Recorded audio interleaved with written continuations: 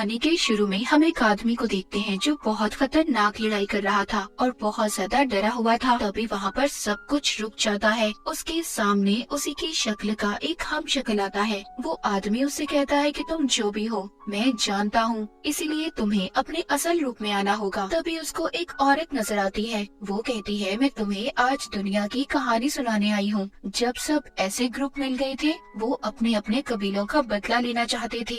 जिस लड़ाई के बाद एक विचर दुनिया में आया। विचर यानी कि एक बहुत बड़ा जादूगर जो एक एल्फ था। एल्फ यानी जो दिखते तो इंसानों की तरह हैं, पर उनके कान थोड़े लंबे और उनके पास बहुत ही ताकतवर जादू होता है। वो पहाड़ों में रहते हैं। वो औरत बताती है कि इस लड़ाई में 7 लोग थे। वहाँ पर आदमी कहता है, मैं ये कहानी सुनना चाहता हूँ। पर वो 7 लोग एक दूसरे से अनजान थे। कोई भी एक दूसरे के बारे में नहीं जानता था। तो कहानी 1200 साल पहले की दिखाई जाती है। एक लड़की जो एक किंगडम राज्य के सिपाहियों की लीडर थी। इसका नाम एली था, लेकिन उसको लड़ने का कोई भी शौक नहीं था। वो तो सिंगर बनना चाहती थी, इसीलिए ये अपने कबीले को छोड़ देती है और एक गांव के बार में जाकर गाना गाने लगी थी। तभी उधर एक आदमी बैठा था। वहाँ पर जो बार के मालिक की बेटी थी, जब उसको पानी दे रही होती है, वो उसके साथ बदतमीजी करता है। लेकिन तभी एली उधर अपने नोकीले ब्लेड फेंककर उन आदमियों को जख्मी कर देती है। उसने बार के मालिक की बेटी को तो बचा लिया था।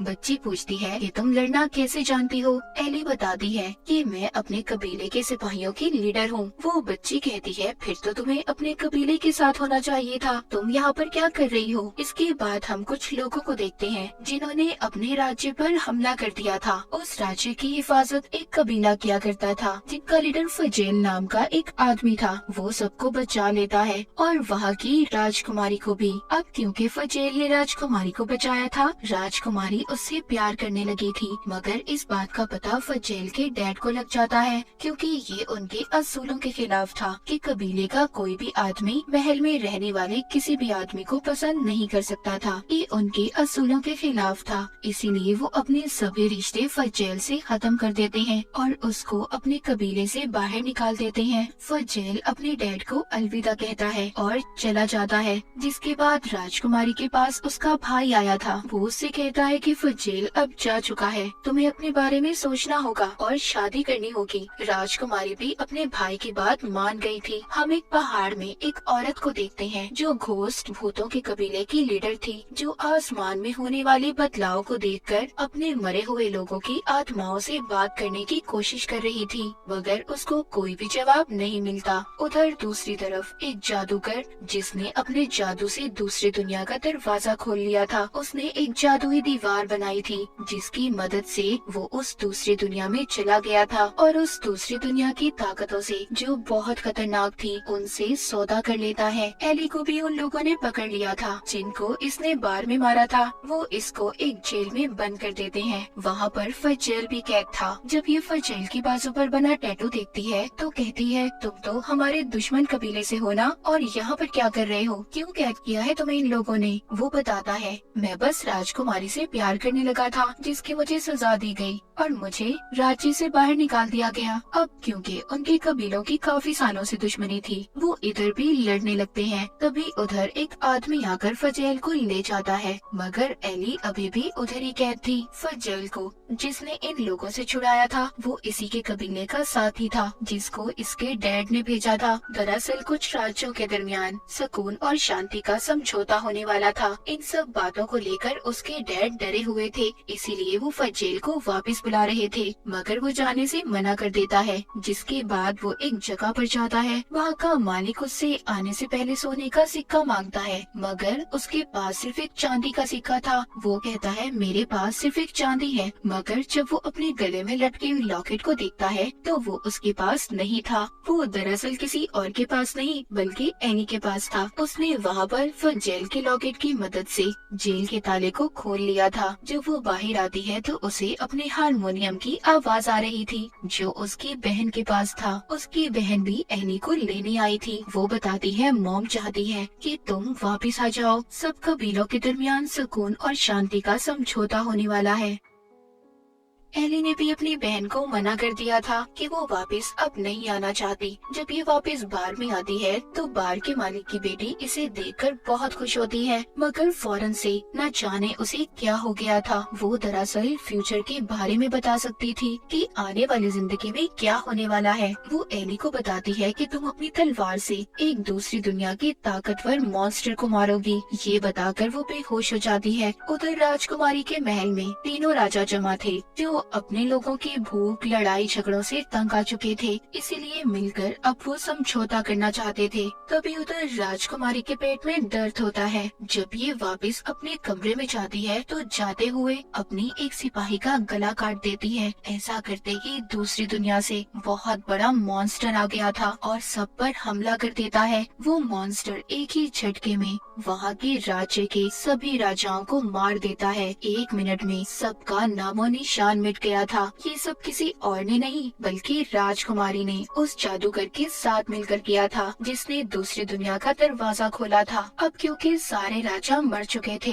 इसीलिए सबको इकट्ठा कर लिया जाता है और एक राज्य बनाकर राजकुमारी को वहाँ की महारानी बना दिया गया था। वो अपने नए किंगडम, अपने राज्य का नाम गोल्डन एम्पायर रखती है। सभी एल्फ ने भी उसे अपनी रानी मान लिया था, क्योंकि उन्हें तो सिर्फ खाना चाहिए था। उधर एली उस बच्चे की माँ के पास आती है, जिसने इसको इसके फ्यूचर के बारे में बताया था। वो पूछती है क्या ये जो भी बताती है सच होता है। उसकी माँ कहती है हाँ बिल्कुल सच होता है। अब एली भी अपनी बहन के साथ जाने के लिए तैयार थी, मगर जब ये दोनों जाने लगती हैं, तो कोई इन पर हमला कर देता है। इस हमले में एली की बहन मर गई थी। एली उन सिपाहियों से बहुत लड़ती है। उधर इसकी मदद करने फजेल भी आ गया था। ये मिलकर उन्हें मार देते हैं। एली कहती है ये सिपाही 3 अलग अलग राज्य के हैं, मगर इनमें तो बहुत सख्त दुश्मनी थी, तो इन्होंने मिलकर हम पर हमला क्यों किया? कुछ तो गड़बड़ है, मुझे जाकर अपने कबीले वालों को बताना होगा। फजेल कहता है अगर तुम चाहो तो मुझे साथ ले जा सकती हो, क्योंकि क्या पता तुम्हें रास्ते में भी खतरा हो। और उसके गले से अपना लॉकेट भी वापस ले लेता है। एली अब फजेल की बात मान गई थी। ये उसके साथ वर्षा की तरफ निकल पड़ती है। उधर राजकुमारी अब महारानी तो बन गई थी, मगर यहाँ के सारे फैसले जादूगर करता था। वो रानी होने के बावजूद जादूगर के खिलाफ नहीं जा सकती थी, क्योंकि उसके पास एक बहुत बड़ा मॉन्स्टर था, जो वो अपने जादू की मदद से दूसरी दुनिया से लाया था। एली और फजेल भी पर्शिया पहुंच गए थे।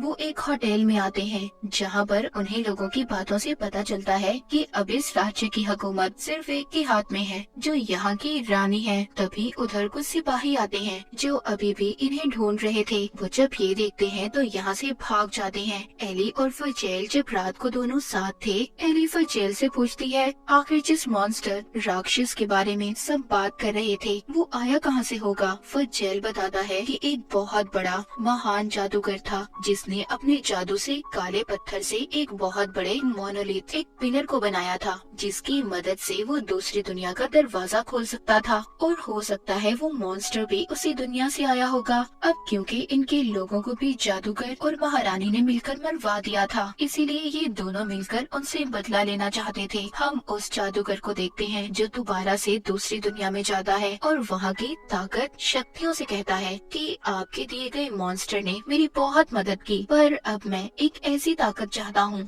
जो सिर्फ मेरे पास हो, जिस पर दूसरी दुनिया की ताकतें कहती हैं कि तुम्हें अपनी सबसे प्यारी चीज को सेक्रीफाइस कुर्बान करना होगा। उधर फजेल और एली मदद के लिए घोस्ट कबीले के लीडर के पास जाते हैं, क्योंकि उसके कबीले के लोगों को भी जादूगर और महारानी ने जहर देकर मार दिया था। एली कहती है आपको हमारी मदद करनी होगी, क्योंकि आपकी खानदानी तलवार भी उनके कब्जे में है। अगर आप अपना बदला उनसे लेना चाहती हो तो आपको हमारा साथ देना होगा। और इस तरह एली और फजेल के साथ अब घोस्ट कबीले की लीडर भी थी। अब ये 3 हो गए थे। इसके बाद हम एक बोनो की लीडर को देखते हैं, जो एक एल्फ के दरवाजे पर जाकर कहती है कि मुझे एक आँख वाली एल्फ की तलाश है। वो बोनो के कबीले की लीडर अपने हथौड़े की मदद से खिड़की को तोड़कर एक घर में चली जाती है और वहाँ वहाँ से सभी लोगों को मार देती है जिन्होंने इसकी दोस्त को मारा था। महल में महारानी का भाई जादूगर के साथ था। जादूगर उससे पूछता है क्या फजेल और एली को पकड़ लिया है? वो कहता है नहीं, उनकी तलाश जारी है। उधर फजेल और एली पर्शिया के शहर में आकर एक बैंक में जाते हैं। वो वहाँ से पैसे लेकर अपने साथ कुछ और लोगों को शामिल करना चाहते थे, क्योंकि जादूगर से लड़ना कोई आसान बात नहीं थी।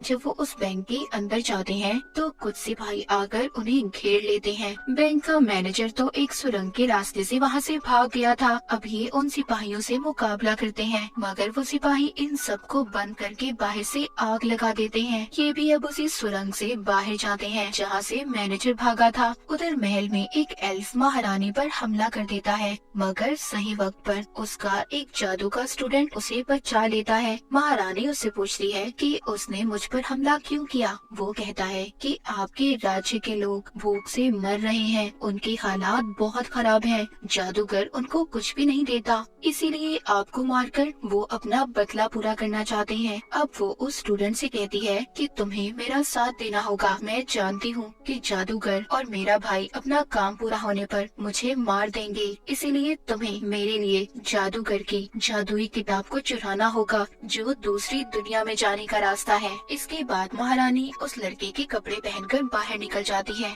और अपने राज्य का हाल देखती है। सब लोग एक दूसरे से भीख मांग रहे थे, खाने के लिए किसी के पास कुछ खास नहीं था। उसको ये देखकर बहुत हैरत होती है। उधर जंगल में फजेल और एली थे, जिनके साथ घोस्ट कबीले की लीडर भी थी, जो उन सिपाहियों के हमले से बहुत ज्यादा जख्मी हो गई थी। इसीलिए फजेल और एली उसको एक जगह बिठाकर उसके लिए जड़ी बूटियाँ लेने जाते हैं। तभी उन्हें एक आदमी मिलता है जिसके पास उनको पकड़ने का पोस्टर था। वो कहता है जिसकी तलाश में तुम हो, मुझे भी उन लोगों से बदला लेना है। उन्होंने मेरे पूरे गांव को खत्म कर दिया, मैं तुम्हारे साथ जाना चाहता हूँ। एली ने उसको भी अब अपनी टीम में शामिल कर लिया था। अब ये 4 लोग हो चुके थे। उस हमले की वजह से घोस्ट कबीले की लीडर बहुत जख्मी थी, क्योंकि उसको जहरीली तलवार से मारा गया था। उधर ही वो आदमी जो इनके साथ शामिल हो गया था, वो कहता है कि मैं एक जादूगरनी को जानता हूँ जो अपने जादू से इसको ठीक कर देगी। जब वो उन्हें उनके पास लेकर जाता है तो रास्ते में चारों तरफ धुआं था। वो कहता है देखो, इस धुएं में तुम्हें अगर कुछ भी नजर आए तो रुकना मत, बस चलते रहना। इन सबको अपनी जिंदगी में होने वाले खतरनाक हादसे नजर आ रहे थे, मगर ये उधर पहुंच गए थे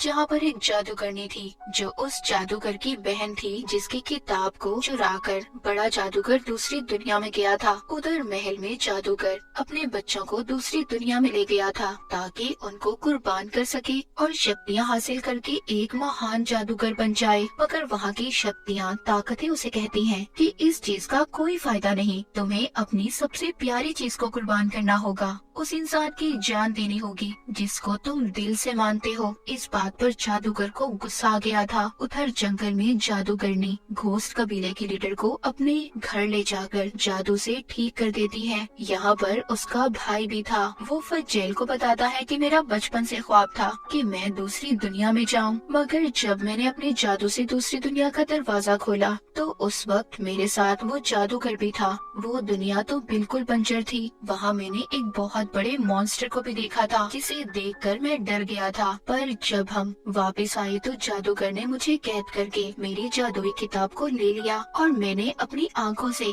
तुम्हारी बहन को मरते देखा है, जिसे महारानी ने मारा था। बाद में उस जादूगर ने सबसे ये कह दिया कि मैं दूसरी दुनिया में खो चुका हूँ, मगर अब जमीन और आसमान के बदलाव को देख रहे हो, हमें जल्द ही कुछ करना होगा, इन सबको बचाना होगा। मेरे पास एक मोनोलिथ है जो हमें सीधा जादूगर के मोनोलिथ तक लेकर जाएगा। अब ये ऐसा ही करते हैं। मगर ये दूसरी दुनिया में पहुंच गए थे, मगर वहाँ पर इनके पीछे एक बहुत बड़ा सेंटीपीड मॉन्स्टर पड़ जाता है। लेकिन जल्दी ये अपनी दुनिया में वापस आ गए थे और जादूगर ने उसका भाई अपने जादू से दूसरी दुनिया के दरवाजे को बंद कर देते हैं।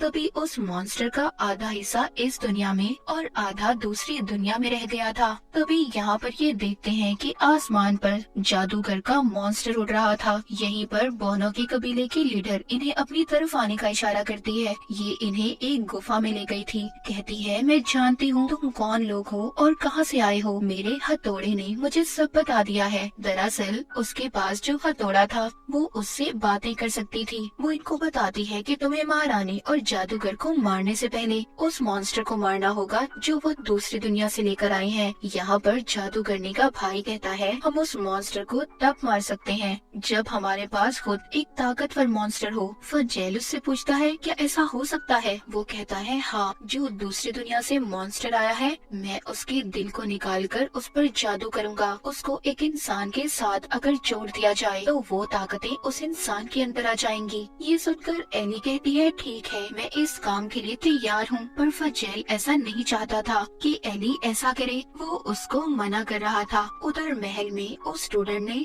जादुई किताब को चुरा लिया था, मगर जादूगर उसे ऐसा करते देख लेता है और उस पर अपने जादू से हमला कर देता है। लेकिन जब वो ऐसा कर रहा था तभी उधर महारानी और उसका भाई आ गया था, जिन्होंने जादूगर की बेटी को पकड़ा हुआ था। वो उस स्टूडेंट को छोड़ने की धमकी देते हैं। इधर जंगल में एली और फजेल दोनों साथ थे। वो अब एक दूसरे को पसंद करने लगे थे। जब सुबह होती है तो एली किसी के चीखने की आवाजें सुनती है। वो गुफा के अंदर जाकर देखती है तो फजेल ने उस दवा को पी लिया था जिसको एली खुद पीकर मॉन्स्टर से जुड़ने वाली थी। फजेल बहुत ज्यादा तड़प रहा था पर जादू करने का भाई उसको दवा पिलाकर तैयार करता है। महल में महारानी ने जब जादूगर को कैद कर दिया था और उसकी जादुई किताब को चुराकर दूसरी दुनिया में जाना चाहती थी ताकि अपने राज्य के लोगों के लिए अनाज ला सके। पर वो स्टूडेंट जो किताब को पढ़कर जादू कर रहा था उससे दरवाजा नहीं खुल पाता। गुफा में जादूगरनी फजेल पर जादू करती है। उस मॉन्स्टर के टेंटिकल्स उसके जिस्म में डाल देती है जिससे अब सबको ये लग रहा था कि फजेल मर चुका है। पर अचानक से वो अपनी आंखें खोलता है। उसकी आंखें पीली पड़ चुकी थी।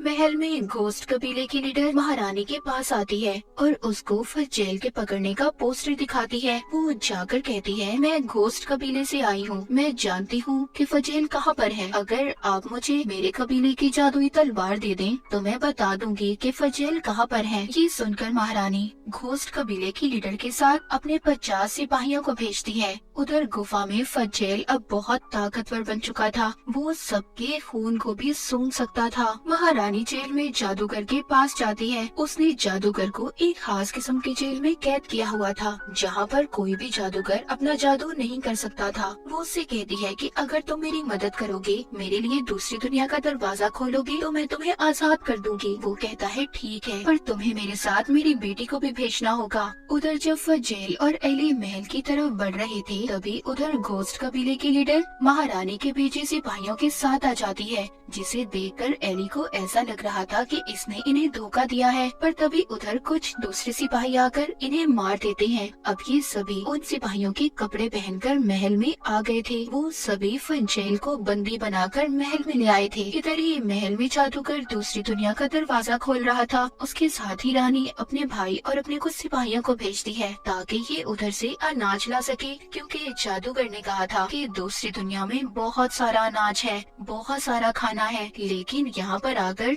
जादूगर अपनी बेटी को मार देता है। उसने उसकी कुर्बानी दे दी थी और उन सिपाहियों को भी जो महारानी ने भेजे थे उन्हें भी मार देता है।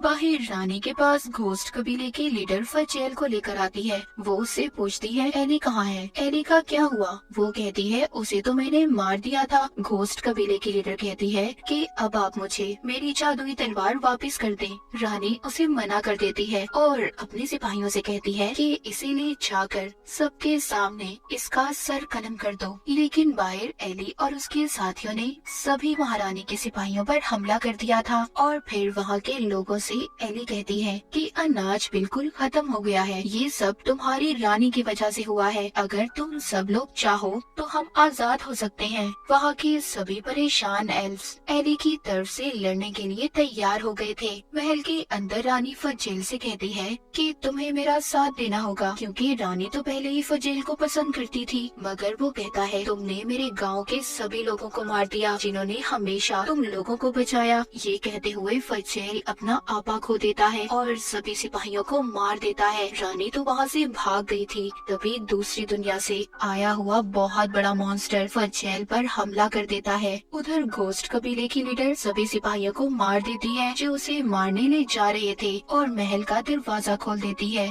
बाहर से सभी एल्फ्स लड़ने के लिए तैयार थे। एली बाहर रानी के पास आती है और उससे कहती है तुमने जादूगर के साथ मिलकर ऐसा क्यों किया? वो कहती है मैं तो सिर्फ अपने राज्य के लोगों को बचाना चाहती थी। एली उससे कहती है तुम एक बेवकूफ रानी हो, इससे ज्यादा कुछ नहीं, और उसके पेट में चाकू मार देती है। रानी अब जख्मी हो चुकी थी। वो अपनी कुर्सी पर जाकर बैठ जाती है। जब वहाँ पर उसके राज्य के लोग उसे मारने आए थे तो वो अपने पेट से चाकू निकालती है और मर जाती है। जादूगर भी दूसरी दुनिया से वापस आ चुका था, जिसके पास अब बहुत ज्यादा ताकत थी। वो जादूगरनी और उसके भाई पर हमला कर देता है। उधर बहुत बड़ा मॉन्स्टर फजेल को मारने की कोशिश कर रहा था, लेकिन एली उधर आकर अपने चाकू से उस मॉन्स्टर की आंख पर हमला कर देती है, जिससे उसकी आंख जख्मी हो गई थी। जिसके बाद वो मॉन्स्टर एली पर हमला करता है और आसमान की तरफ भाग जाता है। एली को फजेल जब जख्मी देखता है तो खुद कंट्रोल से बाहर हो गया था